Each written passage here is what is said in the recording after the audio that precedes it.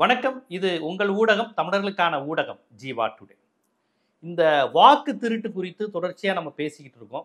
ஆனா, அது ஒரு மிகப்பெரிய அபாயகரமான பிரச்சனையா இருக்கு. ஏன்னு கேட்டீங்கன்னா, நம்ம கம்ப்ளைண்ட் பண்ணக்கூடிய இடம் தேர்தல் ஆணையம். ஆனால் தேர்தல் ஆணையம் தான் அதை நடத்தி கொண்டிருக்கிறது அப்படின்னு ராகுல் காந்தி குற்றம் சாட்டுறாரு. அதற்கு வலு சேர்க்கும் விதமாக இங்கிலீஷ் ஹிந்துல ஒரு தலையங்கமே வந்திருக்கு. ராகுல் காந்தி சொன்னது அனைத்தும் உண்மை.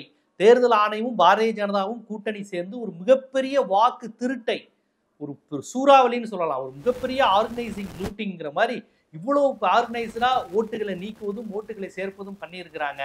ஆனால் இது மிகப்பெரிய ஆபத்து அப்படின்னு ஹிந்து பதறி இருக்கிறது. ராகுல் காந்தி கதறி கதறி கத்துக்கிட்டு இருக்காரு. தமிழ்நாட்டில் திமுக, கம்யூனிஸ்டுகள், விடுதலை சிறுத்தைகள் பேசிக்கிட்டு இருக்கிறாங்க.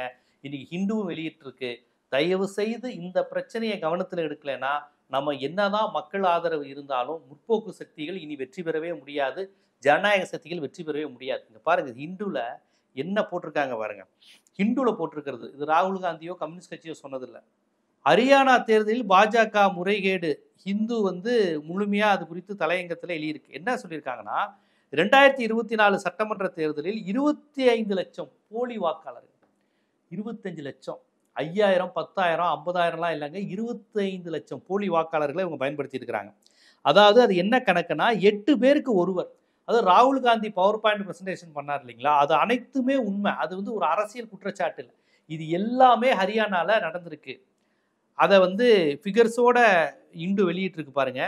93,174 தகுதியற்ற வாக்காளர்கள். அதாவதுன்னு அவன் ஹரியானாக்காரனாவே இருக்க மாட்டான்.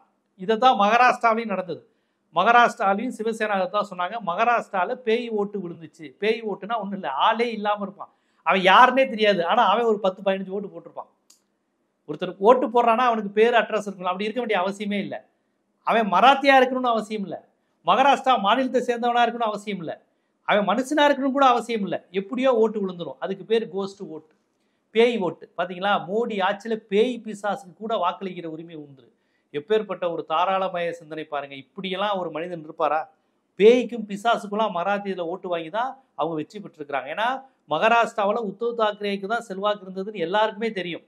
ஷிண்டேக்கு துரோகிங்கிற பேர் தான் இருந்தது, அஜித் பவாருக்கு துரோகிங்கிற பேர் தான் இருந்தது. இந்த அலைன்ஸ் அங்கே ஜெயிச்சிருக்குன்னா பேய் ஓட்டு, பிசாசு ஓட்டு. அதாவது ஆளே இல்லை, ஆனால் ஓட்டு விழும். 5 மணிக்கு மேலே விழும். 5 மணிக்கு மேலே யார் வந்திருக்கா என்னெல்லாம் தெரியாது, சிசிடிவி தரமாட்டாங்க, பேய் ஓட்டு விழும், ஜெயிப்பாங்க.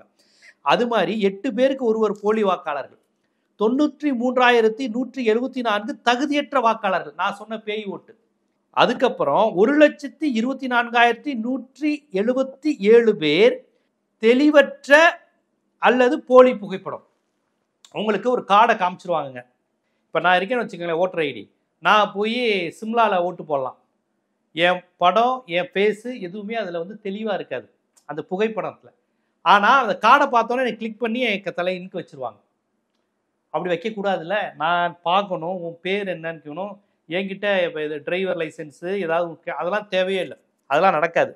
போவேன், நான் நினச்சா சிம்லாவில் ஓட்டு போடலாம், மகாராஷ்டிராவில் ஓட்டு போடலாம், கேரளாவில் ஓட்டு போடலாம். பிஜேபி நினச்சா, தேர்தல் ஆணையம் அனுமதிச்சா என்னை மாதிரி செலக்ட் பண்ணியிருப்பாங்க. அந்த மாநிலத்திலேருந்து கூட செலக்ட் பண்ணுவாங்க. அந்த மாநிலத்தில் ஓட்டே இல்லாதவங்களை கூட உள்ளே விட்டு ஃபோட்டோ நீங்கள் யாருமே கண்டுபிடிக்க முடியாது. இது ஜீவசகாப்தம் தான் ஓட்டு போட்டிருக்காரு நீங்கள் கண்டுபிடிச்சு கிளைம் பண்ணி குற்றம் சாட்ட முடியாது. ஜீவசகாப்தம் தமிழ்நாட்டுக்காரங்க, இவர் எப்படி இங்கே மகாராஷ்டிரா வந்தார் நீங்கள் கேட்க முடியாது. ஏன்னா அந்த ஃபோட்டோ நம்ம ஃபோட்டோ மாதிரியே இருக்காது, தெளிவற்ற புகைப்படமாக இருக்கும்.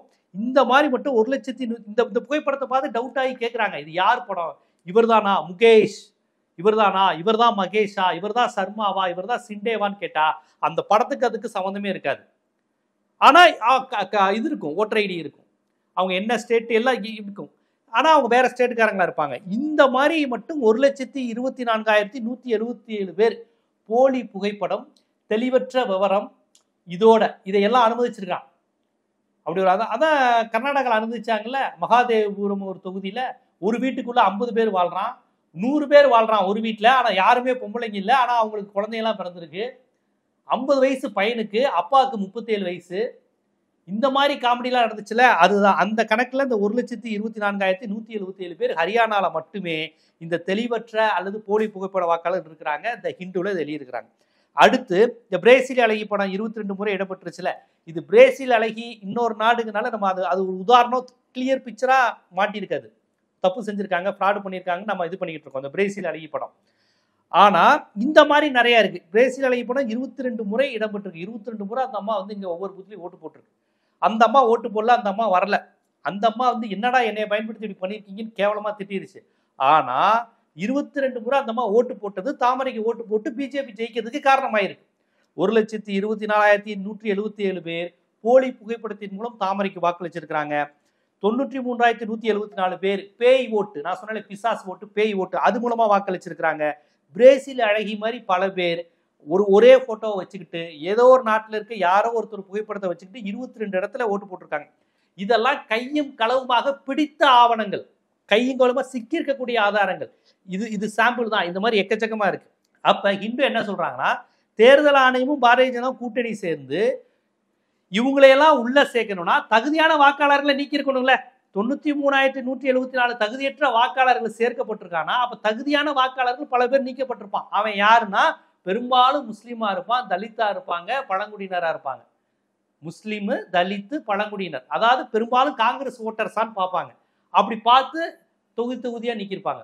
அங்க வந்து எப்படிங்க, நம்ம தமிழ்நாடு மாதிரி கிடையாது. தமிழ்நாட்டில் தலித்துகள் அதிகமா இருக்கிற தொகுதி, தேவர் அதிகமா இருக்கிற தொகுதி, இந்த இடத்துல முஸ்லிம்ஸ் மட்டும்தான்லாம் கிடையாது. எப்படினாலும் மிக்ஸ் ஆகி தான் இருப்பாங்க.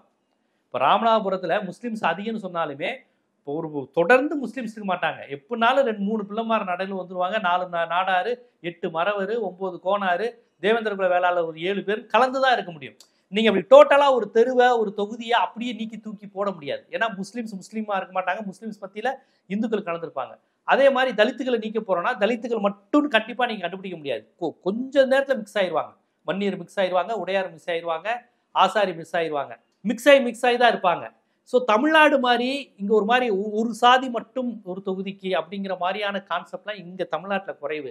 ஆனா உத்தரப்பிரதேசம், வட இந்தியாலாம் எப்படின்னா தலித்துகள் தனியா இருப்பாங்க, முஸ்லீம்கள் முஸ்லாமான் அப்படின்னு சொல்லி அவங்களை தனியா வச்சிருப்பாங்க, பிராமின்ஸ் தனியா இருப்பாங்க. அந்த ஜாதிய அடுக்க அப்படியே தெருக்களாக, வீடுகளாக, பழக்க வழக்கங்களாக மெயின்டைன் ஆகும். அதனால அவன் வாக்குகளை நீக்க வசதியா இருக்கும். பீகார்ல சீமாஞ்சல், ஏப்பா இங்க முழுக்க முஸ்லீம் தானப்பா, தூக்கி விடு, எப்படினாலும் பிஜேபி போட மாட்டான்.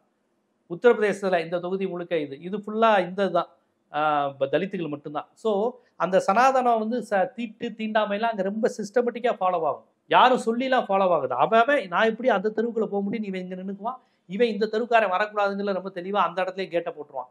அப்ப சாதி சனாதன அடுக்கு முறைப்படி தான் தெருக்களும் வீடுகளும் அங்க வந்து அமைஞ்சிருக்கு. தமிழ்நாடு அப்படி கிடையாது. ஸோ அங்க வந்து ஈஸியா அந்த நீக்கிற வேலையை அவங்க எளிமையா பண்ணிடுவாங்க. ஸோ அந்த அடிப்படையில தான் இவங்கள் தகுதியற்ற பேய் வாக்காளர்கள் 93,174, 1,24,170 பேர் போலி புகைப்படம், தெளிவற்ற புகைப்படத்தை சேர்த்திருக்காங்கன்னா உண்மையிலே இருக்கக்கூடிய வாக்காளர்கள் அத்தனை பேர் நீக்கி இருக்கிறான். அப்ப தேர்தல் ஆணையமும் பாஜக கூட்டணி சேர்ந்து இத்தனை வாக்காளர் நீக்கத்தை செஞ்சிருக்குன்னு ஹிந்து பத்திரிகையில ஆதாரத்தோட போட்டிருக்கிறாங்க தலையங்கத்துல. ஆனா தேர்தல் ஆணையம் என்ன சொல்லுது, இதெல்லாம் டெக்னிக்கல் எரர், டெக்னிக்கலா நடந்திருக்கும். ஒருத்தர் புகைப்படம் 22 இடத்துலங்கிறது டெக்னிக்கல் எரர். 93,174 தகுதியற்ற வாக்காளர்கள் வந்து போட்டிருக்காங்கன்னா டெக்னிக்கல் எரர். 1,24,177 பேர் போட்டிருக்காங்கன்னா டெக்னிக்கல் எரர். இதெல்லாம் டெக்னிக்கல் எரர், டெக்னிக்கலா நடந்திருக்குங்க, சிஸ்டத்துல ஏதோ தவறு இது மாதிரி மாறி இருக்குங்க அப்படின்னு இவங்க சொல்றாங்க. இதை எப்படி ஏற்பது என்று ஒரு முக்கியமான பத்திரிகை இங்கிலீஷ் ஹிந்து இதை கேட்டிருக்காங்க. இது எல்லாமே டெக்னிக்கல் எரரா? முஸ்லிம்களா பார்த்து நீக்கப்படுவது டெக்னிக்கல் எரர், தலித்துகளா பார்த்து வாக்காளர் இதுல இருந்து நீக்கிறது டெக்னிக்கல் எரரா? அப்ப இதுல எந்த அரசியலும் இல்லை, தேர்தல் ஆணையம் எந்த சார்பு தன்மை இல்லாம நடுநிலை இருக்குன்னு நாங்க நம்பணும், இவ்வளவு நடுநிலையான தேர்தல் ஆணையம்னு அப்படிங்கிற கேள்வியை ராகுல் காந்தி கேட்கல. ராகுல் காந்தி கேட்ட மாதிரியே, ராகுல் காந்தி கேட்டதனுடைய நியாயத்தை உணர்ந்து இவர்களுடைய ஆய்வுகளின் அடிப்படையில் ஹிந்து பேப்பர் இந்த கேள்வியை கேட்டிருக்கு. அடுத்து, வாக்காளர் பட்டியலில் குறை குறித்த விமர்சனம் குறிப்பிட்ட காலத்தில் வைக்கப்பட்டிருக்க வேண்டும். அதாவது தேர்தல் ஆணையம் வந்து விளக்கம் சொல்லுது, சூப்பரா சொல்லுதுங்க. ஏதாவது தப்பு நடந்துச்சுன்னா டெக்னிக்கல் எரரு. அப்புறம் இதெல்லாம் ஏன் இப்ப சொல்றீங்க, 2024 சட்டமன்ற தேர்தல், ஹரியானா சட்டமன்ற தேர்தல் ராகுல் காந்தி இப்ப தூக்கிட்டு வராரா, பீகார் எலெக்ஷன் நடக்கிறதுனால இதை வச்சு பிளான் பண்றீங்களா அப்படின்னு. அதாவது தாமதம் ஆயிருச்சான். இதை நீங்க அன்னைக்கே சொல்லியிருக்கணும். அன்னைக்கே சொல்லியிருந்தா தேர்தல் ஆணையம் அப்பா தேர்தலையே நிறுத்தி அப்படியே பாஜக தோல்வி அடைந்ததுன்னு அறிவித்து இதை பாஜக வெற்றி செல்லுபடியாகாது அப்படின்னு சொல்லி மீண்டும் காங்கிரஸை ஜெயிக்க வச்சிருப்பாங்க.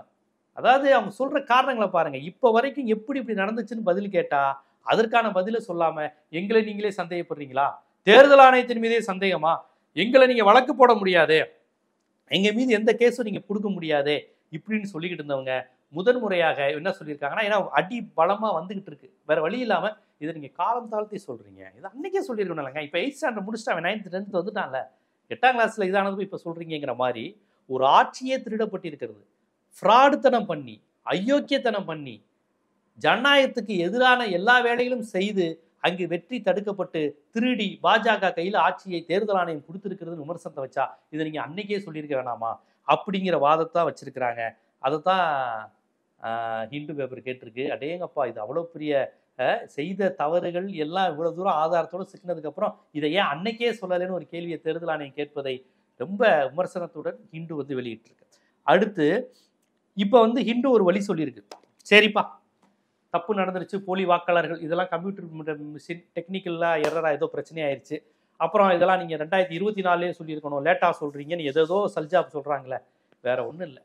அந்த போலி வாக்காளர்கள், பேய் வாக்காளர்கள், தகுதியற்ற புகைப்படத்துடன் வந்தவங்க, இப்போ பிரேசில் அழகி மாதிரி 22 முறை வாக்குப்பதிவு செஞ்சவங்க எல்லாம் இருக்கிறாங்களே, சிசிடிவி ஃபுட்டேஜ் அந்த ஆதாரம், அவங்க ஒவ்வொருத்தரும் வாக்குப்பதிவு செஞ்சதை அப்படியே வீடியோவோட வெளியிடு, பார்த்துடலாம், கண்டுபிடிச்சிருவோம் யார் யார் என்னென்ன தப்பு செஞ்சுருக்காங்க, எப்படி வாக்கு பதிவாயிருக்கு, எவ்வளோ % ஆயிருக்கு, எத்தனை மணிக்கு மேலே ஆயிருக்கு, எத்தனை மணிக்கு மேலே இந்த பேய் ஓட்டர்லாம் வந்து போட்டிருக்கிறாங்க, ஒரே ஆளை எத்தனை தடவை போட்டாங்கிறது சிசிடிவியில் பார்த்தா தெரிஞ்சிருமே. ஒரே ஆள் நங்கு நங்கு நங்குன்னு குத்திக்கிட்டு இருக்கிறது, ஒரே சின்னத்தில் ஒரே ஆள் குத்துறது, அப்படின்னு அவங்களோட ஐடி கார்டு இதெல்லாம் யாருன்னு முடிச்சா இதை நினச்சினா இந்த டெக்னிக்கல் யுகத்தில் நீங்கள் சொன்னீங்களே டெக்னிக்கல் எரர், அந்த டெக்னிக்கல் எரரை இந்த டெக்னிக்கல் யுகத்தில் சயின்டிஃபிக்காகவே சரி செய்யலாம்.